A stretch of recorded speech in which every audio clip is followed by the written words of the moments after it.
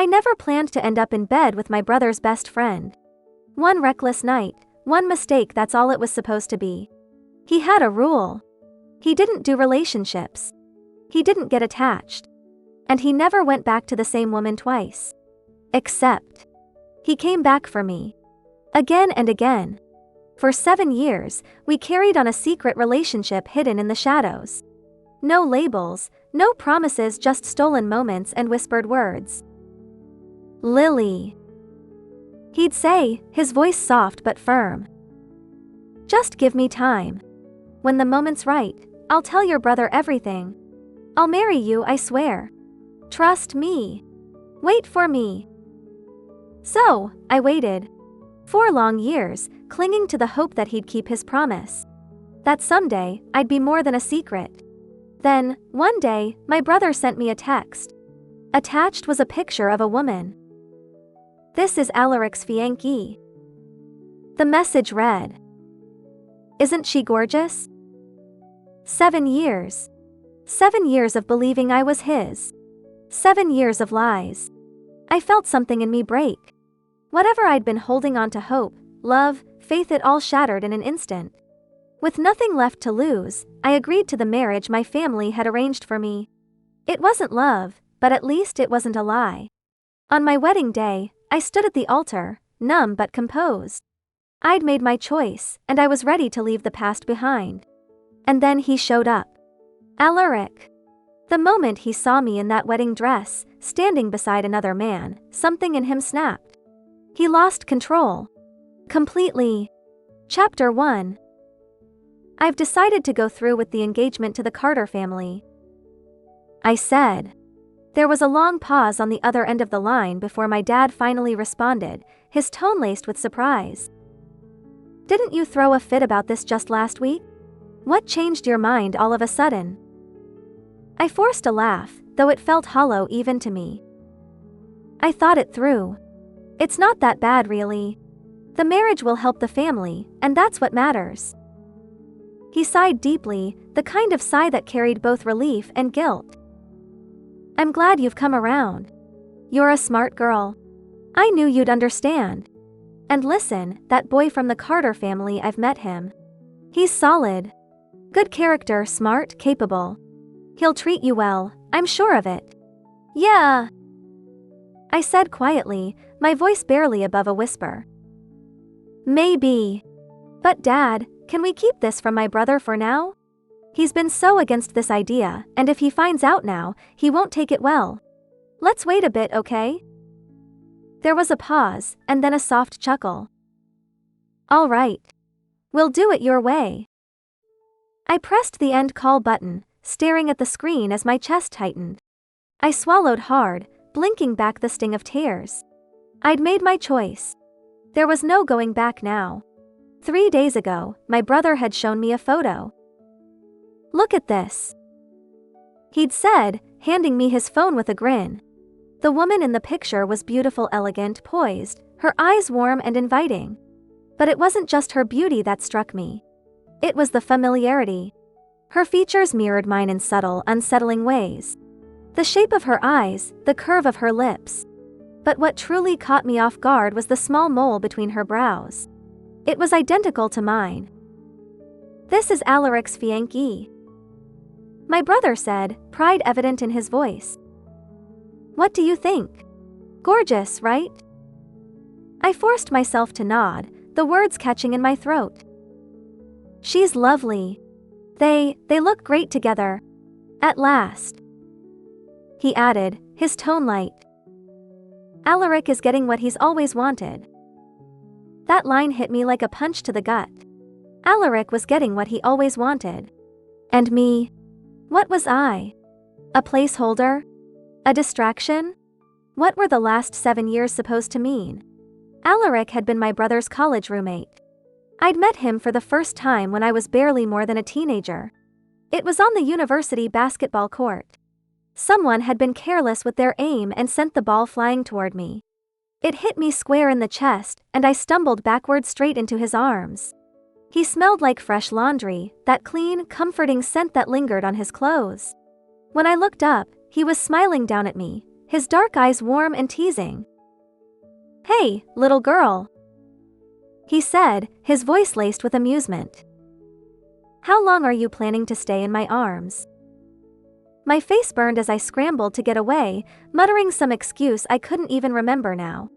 But that moment stayed with me. From then on, his name Alaric became a secret I carried in my heart.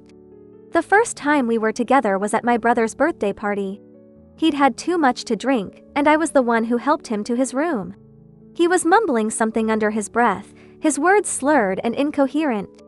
Then, without warning, he turned to me, his hands finding my shoulders, his lips crashing against mine. That night, I gave him everything. My first kiss. My first time. My heart. The next morning, he pulled me into his arms and asked, his voice low and rough, if I wanted to be his girlfriend. I didn't hesitate. I nodded so fast that it probably looked ridiculous. But I didn't care. At that moment, I was his, and that was all that mattered. For 7 years, he treated me like I was his world. He spoiled me, indulged me, and made me feel like I was the center of his universe. Anything I wanted, he made it happen. Anything I even mentioned, he'd find a way to get it for me. I knew, deep down, that there were other women. Alaric was the kind of man who drew attention without even trying. But I told myself it didn't matter. I told myself I was different and that I was special. That I was his. Then I saw the photo. It felt like the ground had been ripped out from under me. 7 years. 7 years of loving him, of believing in him, of giving him everything I had. And in the end, I was nothing more than a reflection of someone else. Chapter 2. I returned to the apartment Alaric had bought for me. I'd spent so much time decorating it, making it feel warm and cozy like a real home. The living room walls were covered with photos of me and Alaric, each one telling a story. The most recent picture was from just last month, on the 10th. That day, I'd begged him to take wedding photos with me. I even joked, "If we ever break up, at least I can say I married you once." It had been a joke. But now, it felt like prophecy. And now, it was time to let go. Time to end it for good. I packed slowly, carefully taking down the decorations one by one. When it was all done, everything I owned fit into just 2 suitcases. As I zipped up the last one, my phone buzzed with a message from my brother. "I've made a reservation at the Michelin restaurant. Once you're done, come straight over." It wasn't until then that I remembered today was my birthday. When I arrived at the restaurant, I found my brother in a private room, chatting with a few of his college friends. Among them was Alaric. Sitting beside him was a woman with long, flowing hair. Even from a distance, even with just a glimpse of her profile, I knew exactly who she was. Fiona. Alaric's first love. I followed my brother into the room, trying to keep my expression neutral. But to my surprise, Fiona turned to me, flashing a perfectly polished smile. "You must be Lily, right?" she said warmly. I glanced at her, my own smile calm but detached. "Yes, that's me." She tilted her head slightly, studying me, her delicate features glowing under the light. "No wonder people say we look alike. At first, I didn't believe it, but now that I've met you in person, I can see it's true." "Really? What a coincidence." I replied lightly before taking a seat beside my brother. Across from me, Alaric sat quietly. Dinner started and everyone fell into easy conversation. I picked at my food, my appetite long gone, but my eyes couldn't help but wander to Alaric. His attention, however, was entirely on Fiona. I watched as he carefully picked the chili peppers out of her dish, one by one, and placed the food back in front of her. My brother noticed too, and couldn't resist teasing him. "Come on, Alaric. I've told you for years I hate cilantro and you never remember. But Fiona doesn't like chili, and you're over here picking out every single piece? Talk about priorities, huh?" The room broke into laughter as Alaric chuckled and replied, "What, you want me to start picking out your cilantro too?" My brother grinned, shaking his head. "Nah, forget it. My sister loves cilantro. If you pick it all out, what's she going to eat?" At that, Alaric glanced at me briefly, his expression unreadable. Then, as if nothing had happened, he picked up the menu and handed it to me. "Lily's the birthday girl today. Order whatever you want," he said, his voice warm. "How about the chicken? It's your favorite, right? Should we get a couple of extra orders?" I reached out and took the menu, keeping my face calm despite the storm raging inside me. As I flipped through the menu, Fiona leaned over, smiling, and handed me a beautifully wrapped gift bag. "Lily," she said sweetly, her tone laced with just the faintest hint of condescension. "I heard today's your birthday. This is a gift from me and Alaric. I hope you like it." Inside the bag was a light brown handbag. It was stylish and elegant, but as I looked closer, I noticed something unmistakable. The bag was nearly identical to the one Fiona was carrying tonight. The difference? Hers was an exclusive limited edition from Louis Vuitton. One of a kind. This one wasn't. Her eyes sparkled with amusement as she watched me, her smile perfectly poised, but there was no mistaking the challenge in her gaze. I knew exactly what she was trying to say. Chapter 3. "So, what do you think? Do you like it?" Fiona's voice was light, her smile warm, but there was a sharpness in her gaze that she didn't bother to hide. I glanced down at the bag in my hands, my expression unreadable, and then offered a polite smile. "Of course. Thank you." Dinner continued, but Fiona wasn't finished. Somewhere between the main course and dessert, she picked up a piece of beef and said, almost wistfully, "Alaric, do you remember that little restaurant you used to take me to back in college? The one with the beef? It was so good." She sighed, setting her chopsticks down delicately. "It's a shame they don't serve that here. I've been craving it for so long." Alaric leaned back in his chair, shaking his head with a faint smile. "All right, I'll go get it for you. But it's a bit far from here, and if the place is already closed, don't hold it against me." Without waiting for a response, he stood and left the room. Not long after, my brother and his friends decided to make a show of being helpful too, offering to pick up other snacks Fiona had casually mentioned during the meal. One by one, they all left, leaving just me and her in the private room. As soon as they were gone, Fiona tucked a strand of hair behind her ear and turned to me, her face all fox concern. "Lily, I hope you don't feel left out," she said sweetly. "It's just that I've been abroad for so long, and I really missed the food we had back in college. Everyone's just being extra kind to me, that's all." I let out a soft laugh, keeping my expression calm. From the moment I walked into the room, she'd been working to remind everyone, me especially, of how close she and Alaric used to be. Every other sentence was a reference to the old days. And every single one seemed calculated to make me feel like an outsider. Now, she was trying to act like she cared about my feelings. I was about to respond when the door opened, and my brother and his friends returned, their arms full of bags.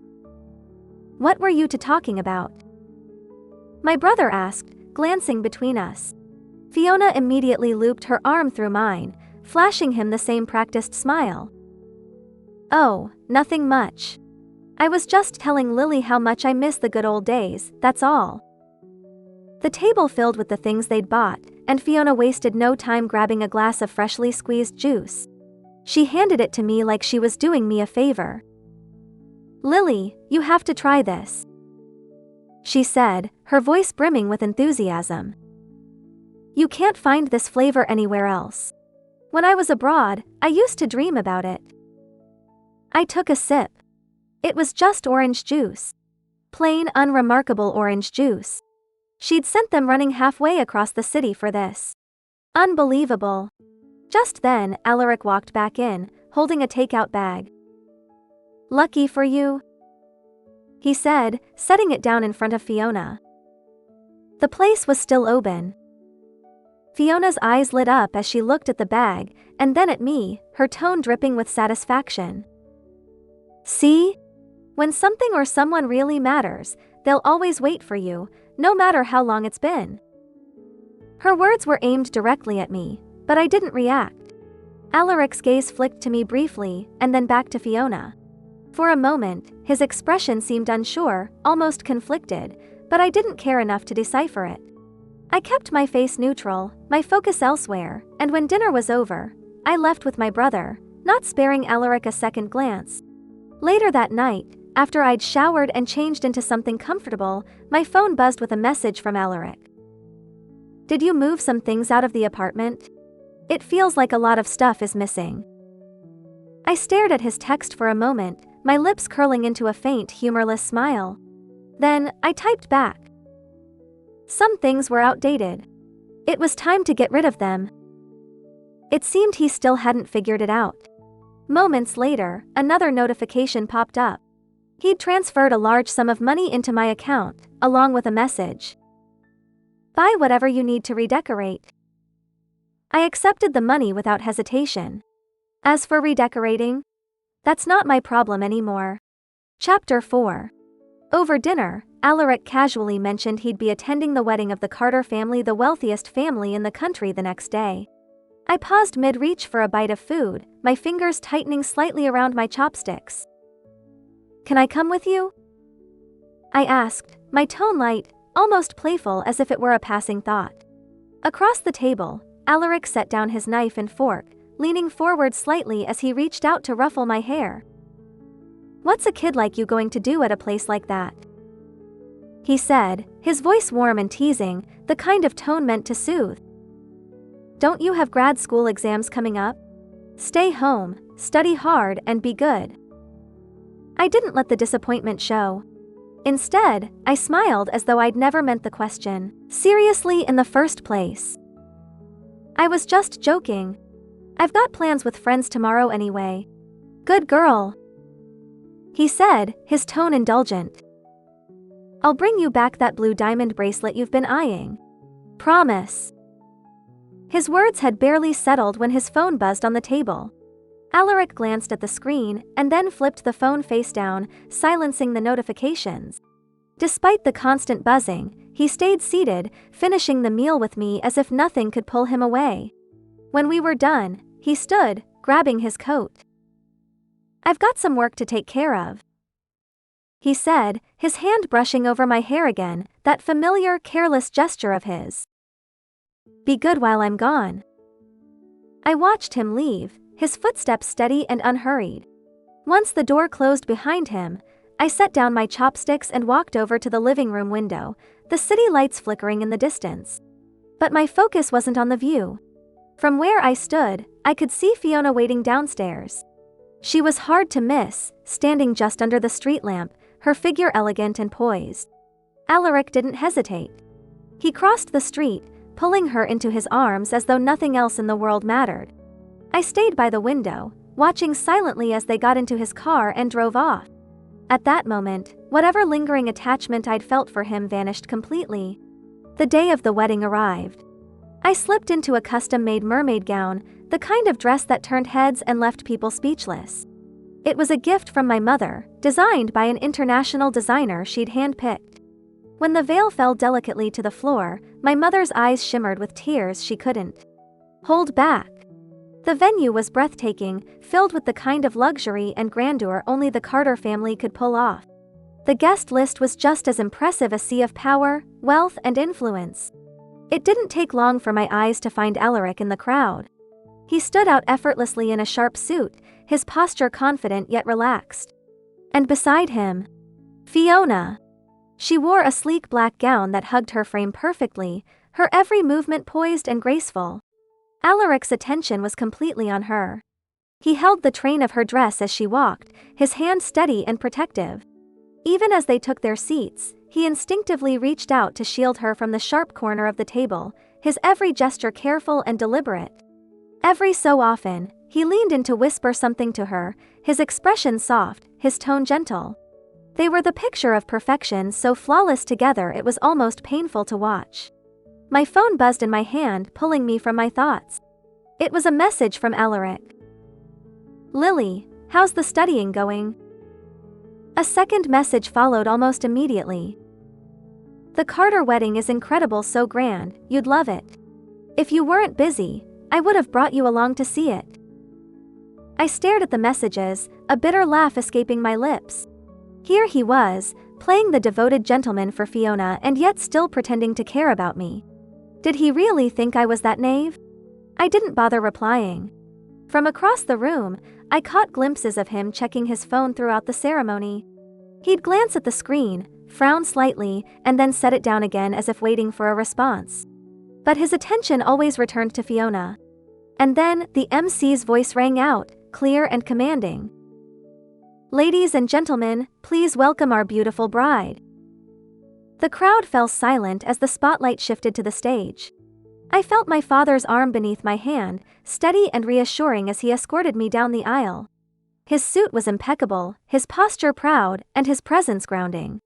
The train of my wedding gown trailed gracefully behind me, the delicate lace catching the light as I stepped into view. As I walked up to the stage, I felt the weight of every gaze in the room settle on me. And then, I saw him. Alaric's confident, composed expression cracked the moment his eyes landed on me. His face paled, his composure slipping, and for the first time, he looked truly shaken. Chapter 5. It was the first time I met my future husband, Nolan. He was nothing like I had imagined, far more striking, with sharp, refined features and an undeniable presence that made it hard to look away. His cold, piercing gaze settled on me, unreadable and distant. The officiant began, his voice warm and ceremonial. "Do you vow to stand by your groom, to support and understand one another, to cherish and respect each other through all that life may bring until the end of time?" He extended the microphone toward me, his tone inviting yet firm. I turned to look at Nolan, the man standing across from me, the man I barely knew. I didn't understand him, didn't know who he was beyond the surface. But at this point, there was no turning back. Taking a steadying breath, I reached for the microphone. From the corner of my eye, I caught a sudden movement in the crowd. Alaric's face had darkened, his jaw tight. "Wait!" His voice cut through the room like a blade, sharp and commanding. A collective gasp rippled through the crowd as all eyes turned toward him. My heart didn't skip a beat, nor did my hands tremble. I stayed perfectly still, watching as Fiona, seated beside him, paled visibly and tugged at his arm in a panic. "Alaric!" She whispered urgently, her voice barely audible over the stunned murmurs spreading through the room. But Alaric didn't move. His gaze burned into me, a mix of anger, disbelief, and something else I couldn't or wouldn't name. "Lily," he said, his voice low and trembling with barely contained frustration. "What the hell are you doing?" I tilted my chin upward, meeting his eyes with a calm I didn't entirely feel. His voice grew sharper. "How could you make such a huge decision without telling me?" A faint smile tugged at my lips, though it didn't reach my eyes. "Do I owe you an explanation, Alaric?" His expression faltered, but before he could answer, my gaze shifted to Fiona, who was still clutching his sleeve like a lifeline. My tone remained steady, unwavering. "You have a fiancé, don't you? And yet, I don't recall you ever informing me about that." A flicker of guilt crossed his face, but he quickly recovered.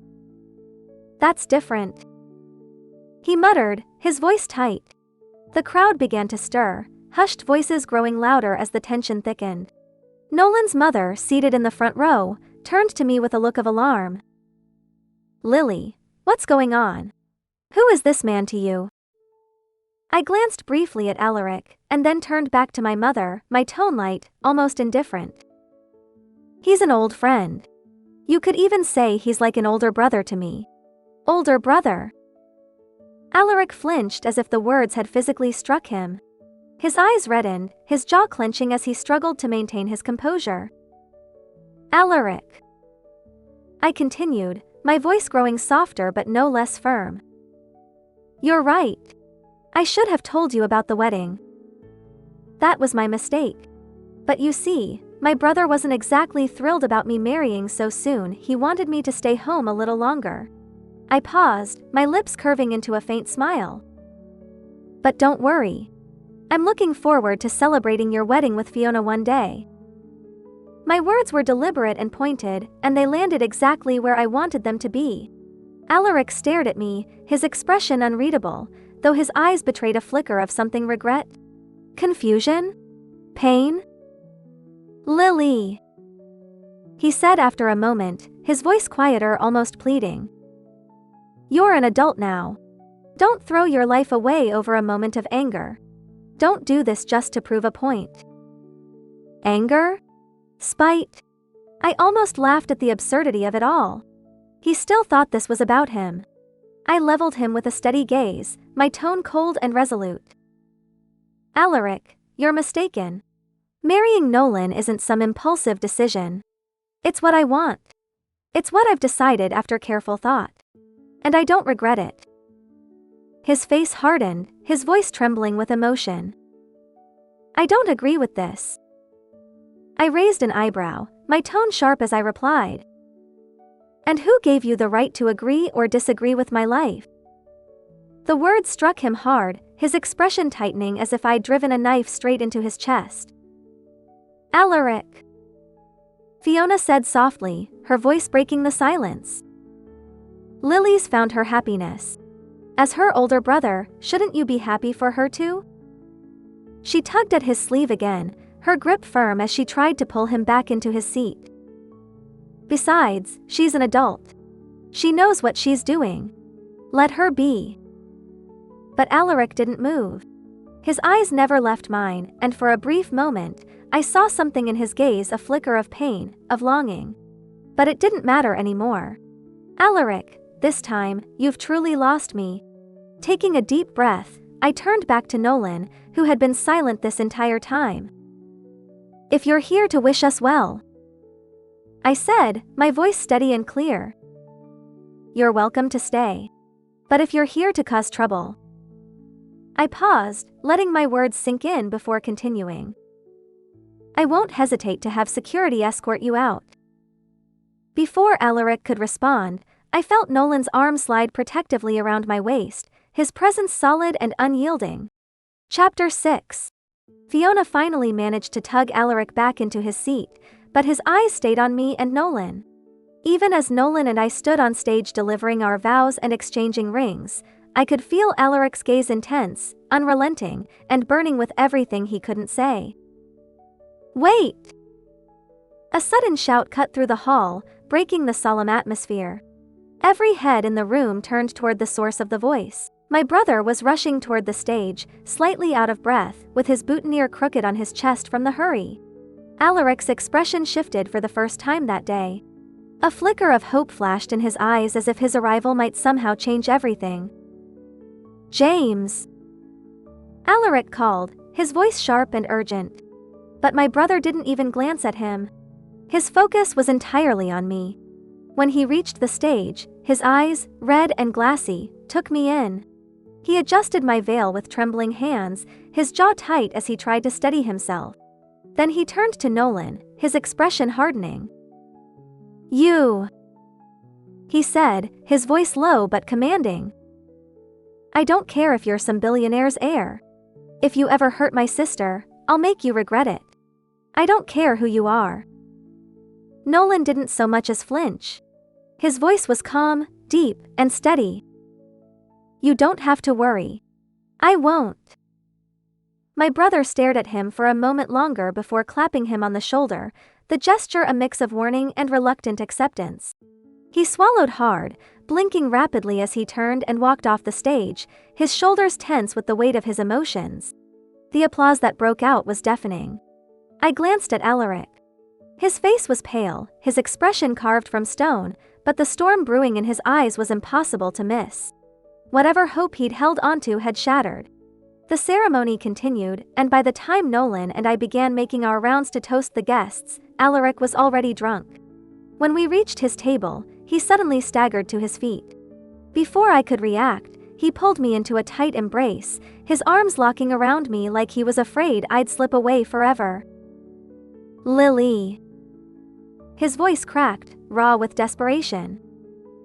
Don't leave me. Please, don't leave me. His tears fell freely as he clung to me, his entire body trembling with the force of his emotions. I had never seen him like this before. Alaric, The man who was always composed, always in control, was now breaking apart in front of everyone. But it was too late. I pushed him away, my voice cold and calm as I turned to Fiona. "He's yours now. Take care of him." Fiona's face was a mask of fury and humiliation. As she struggled to steady Alaric, she leaned in close to me, her voice sharp and venomous. "Lily!" she hissed, her tone low enough that only I could hear. "Don't think you've won. Just wait, you'll regret this." I smiled faintly, unbothered by her threat. "Alaric is all yours," I said lightly. "Trust me, I have no interest. Enjoy being his one and only." Her face darkened further, but she said nothing as she dragged Alaric out of the room. As they left, I caught my brother's gaze from across the hall.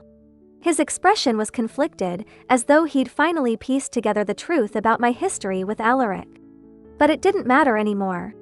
When the wedding finally came to an end and the guests had left, I returned to the bridal suite alone. After the boisterous games and teasing from friends, the house had gone quiet. Nolan walked in, his tie loosened and his shirt slightly undone. His dark eyes found mine, and there was something in his gaze, something cold yet smoldering. "Lily!" "Yes?" I looked up at him, startled by the sudden intensity in his tone. He stepped closer, his tall frame towering over me. His gaze, usually so detached, now held a warmth that felt almost dangerous, like flickers of fire beneath a starry night sky. "From now on," he murmured, his voice firm. "You're my wife." His lips brushed against my earlobe, his breath warm and unyielding. "And remember," he said, his tone dropping into something lower, darker. "Stay away from other men." Before I could respond, he kissed me possessively, unapologetically, leaving no room for argument. That night, I didn't sleep. When morning finally came, I felt as though my entire body had been taken apart and pieced back together. Exhaustion weighed heavy on me as I dragged myself out of bed, my legs trembling with every step. When I finally made it downstairs, Nolan was already in the kitchen. He stood by the stove, dressed in a tailored suit with his shirt collar undone and no tie in sight.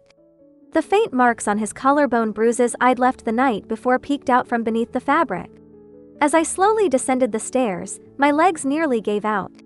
I had to grip the railing to steady myself. Nolan noticed immediately.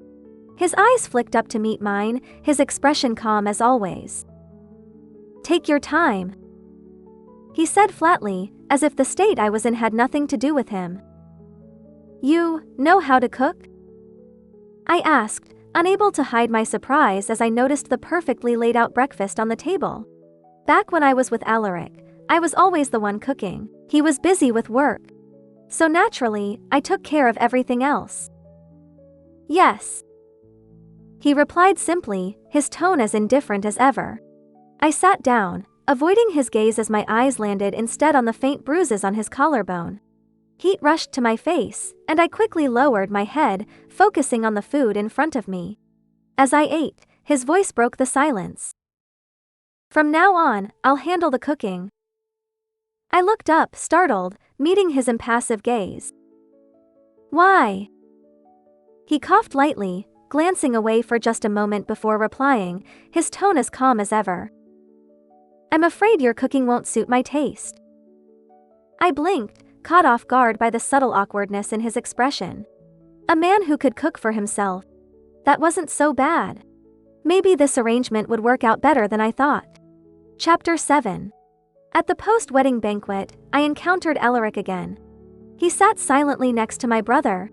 Fiona leaned towards him, deliberately feeding him food. At first, Alaric cooperated with a heavy expression. But when I approached, his eyes quickly fell on the marks on my neck. I confidently toasted him. His slender fingers tightened around his glass, but he still raised it towards me. Then he downed the entire drink in one go. Throughout the process, Nolan's hand firmly held mine. Especially when we reached Alaric, his grip tightened. That night, I stayed to chat with my parents. Alaric didn't leave either. He pretended to play games with my brother but later barged into my room. He hugged me tightly as soon as he entered. I instinctively tried to push him away. He refused to let go. "Alaric, what are you doing?" His eyes were red as he asked. "Did you give yourself to him?" I found it laughable. "I'm his wife now. Lily, why didn't you wait for me?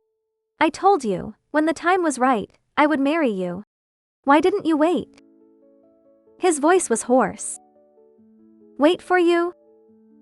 I laughed bitterly.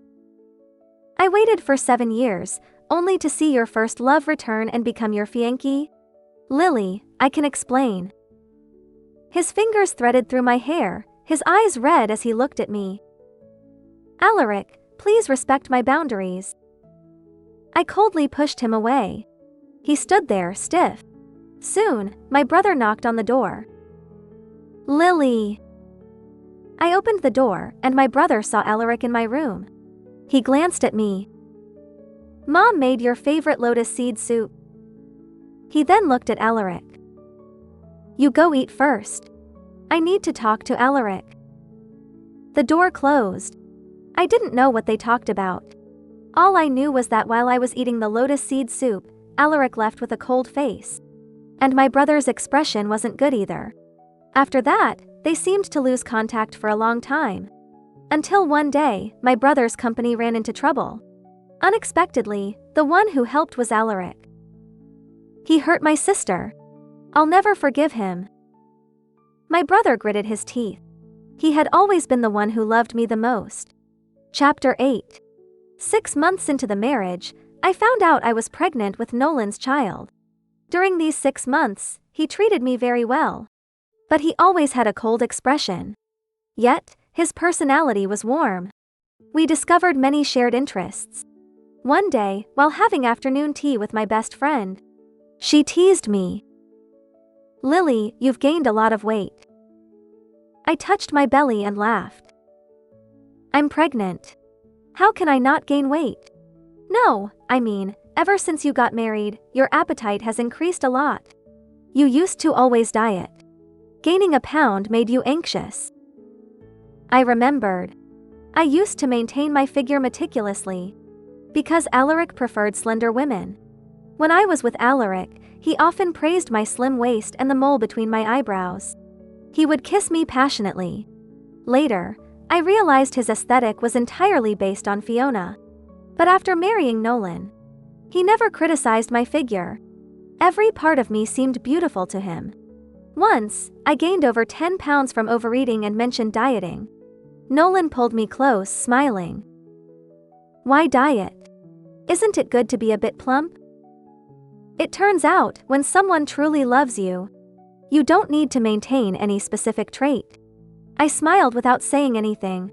After saying goodbye to my friend, I felt a weight on my shoulder. Turning around, I saw Fiona. She wore light makeup, still looking delicate. "Can we talk?"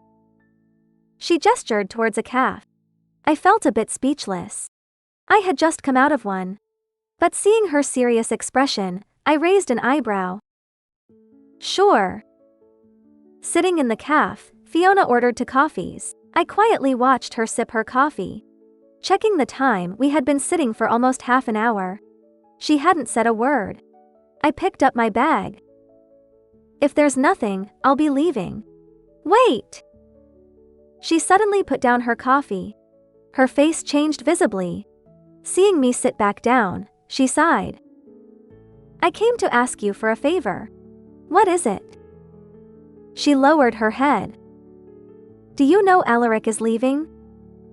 "Leaving?" I looked at her in confusion. She stirred her coffee. "Alaric is going abroad. He's leaving me." She looked up, her eyes red. "Do you know how much I love him?" I coldly replied.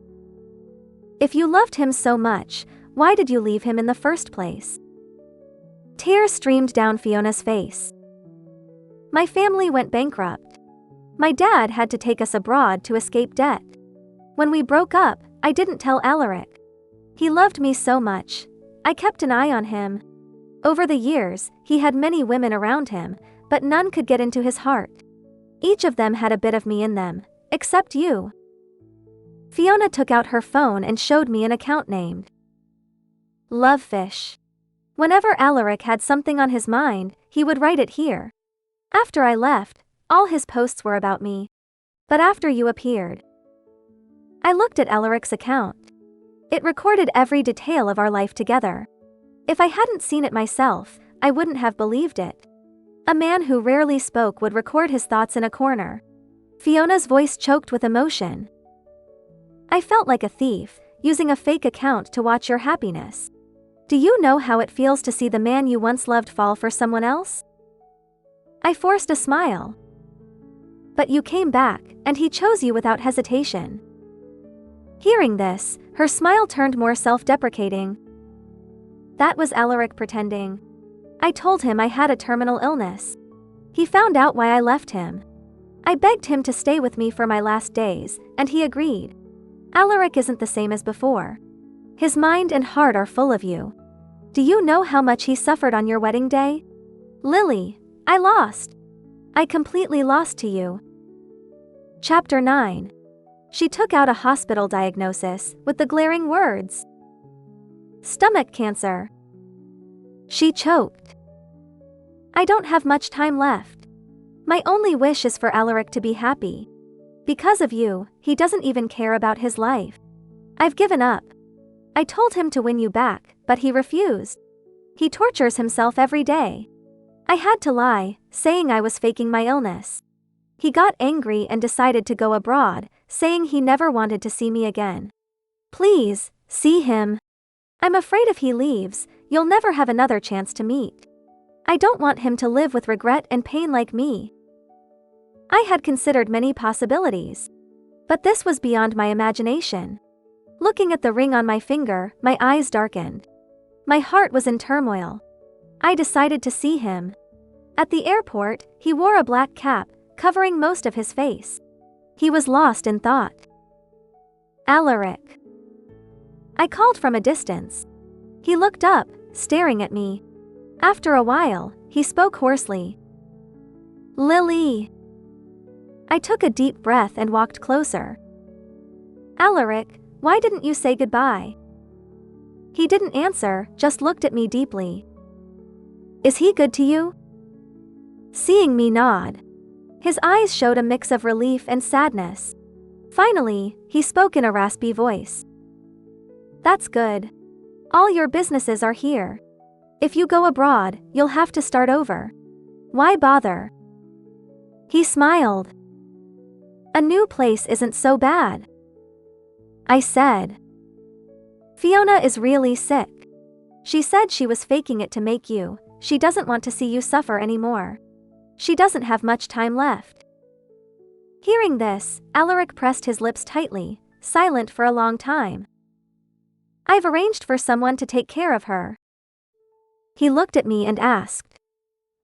What about you? Do you want me to stay or leave? I looked into his eyes. I didn't know. Seeing my hesitation, he smiled and ruffled my hair. Silly girl. I've thought it through. You're happy. I don't want to disturb you. Isn't that the answer you wanted deep down? I stood there frozen. The boarding announcement sounded. Tears fell from his eyes. I'm leaving. Take care of yourself. I watched his figure disappear. My heart was filled with indescribable emotions. My phone buzzed with a message. It was from Nolan. A photo of a sumptuous dinner. Wife, dinner's ready. Come home quickly. Seeing his cute emoji, I smiled from the heart. Chapter 10. Alaric's side story. Our story wasn't about being a replacement. The first time I saw her, she had short hair and was clumsy. Like a cute little kitten. A bit silly too. When the basketball hit her, she didn't dodge. I wanted to pull her away, but she fell into my arms. Had enough? Trying to take advantage of me? I teased her, and she looked up, blushing. Later, James introduced her, and I realized. She was the silly sister he always talked about. At that time, I had only been separated from Fiona for half a year. Although the pain had lessened. Whenever someone mentioned her, it still hurt. Honestly. The first time I saw Lily, I didn't think she looked like Fiona. She was lively and cute, while Fiona was always calm. Fiona's personality was similar to mine, while Lily was like something strange that suddenly entered my world. Her little head was always full of odd ideas. I was really curious about her. How could someone be so carefree and cheerful? The year I broke up with Fiona, my family's business wasn't doing well.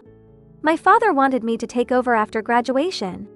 The heavy burden fell on my shoulders. My father's education was always strict. No room for mistakes.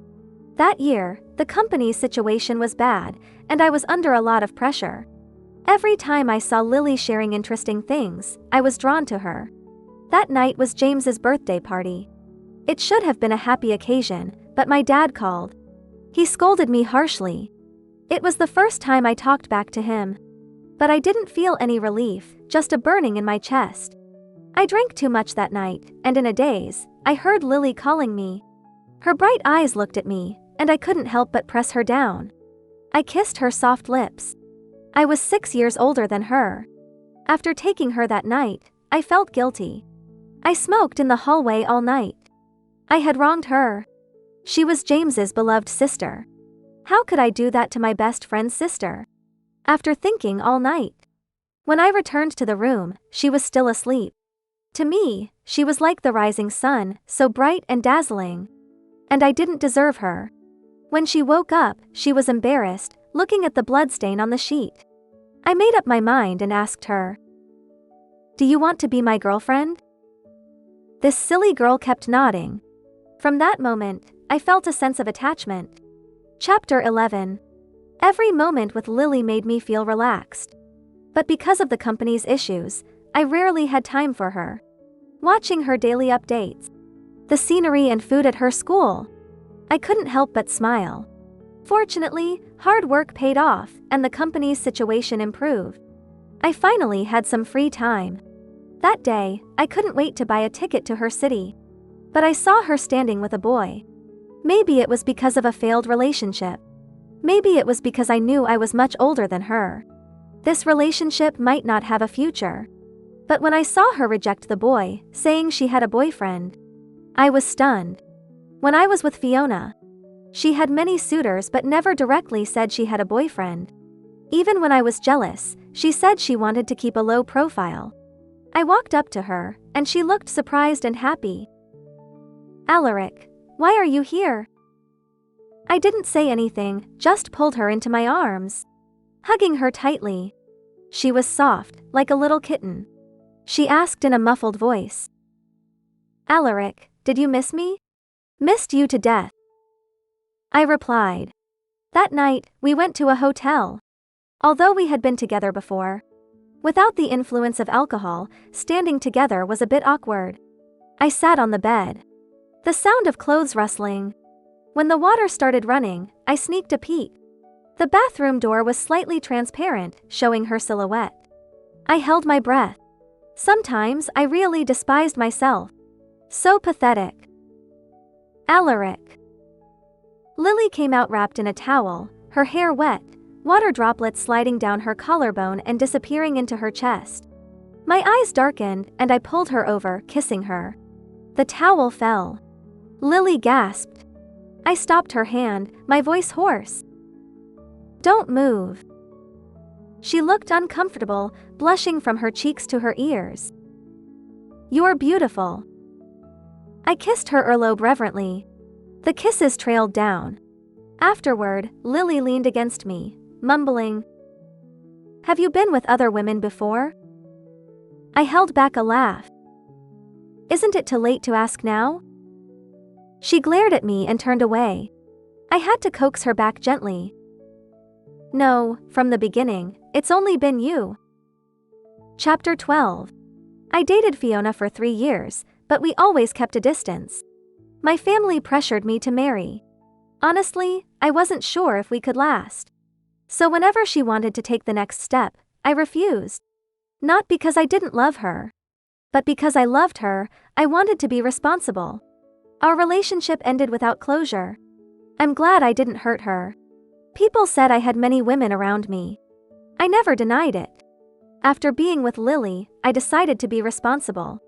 With her, I couldn't see anyone else, including Fiona.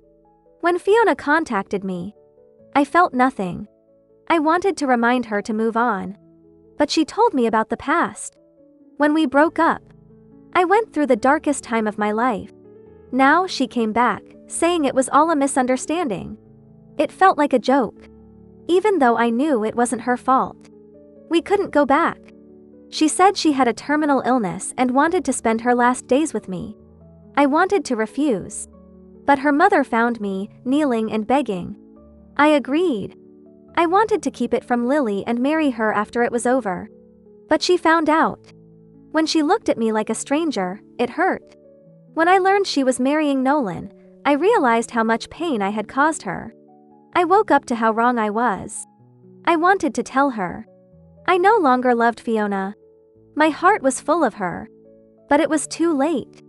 On her wedding day, I watched her marry someone else. The rose I nurtured bloomed in another's arms. I couldn't describe the feeling. I hated her for playing with my feelings. But maybe I wronged her first. Losing the one you love. It's a pain you can't cry out.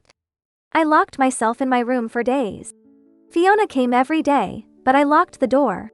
She couldn't get in, crying outside. She apologized, telling me to win Lily back. But I knew Lily too well. She seemed silly and soft. But once she decided, she wouldn't turn back. I stayed locked up for a week, until I saw Lily's update. She was pregnant and had gained weight. She used to diet, anxious about gaining weight. I wanted to tell her she didn't need to diet. Once, she gained weight, and I joked she wasn't fat, praising her slim waist. She was happy for a long time. Now I realized maybe she dieted for me. Seeing her truly happy, I understood. Lily, I wish you eternal happiness. I'll always be your support. Whenever you need me, I'll be there.